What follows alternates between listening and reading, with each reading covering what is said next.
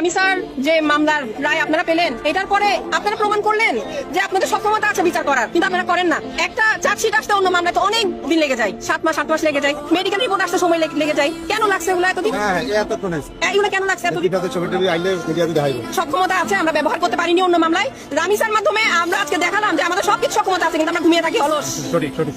আমি আমার সব বাচ্চাদের জন্য, সব বোনদের জন্য একই প্রক্রিয়া চাই, দ্রুত প্রক্রিয়ায় বিচার নিষ্পত্তি চাই।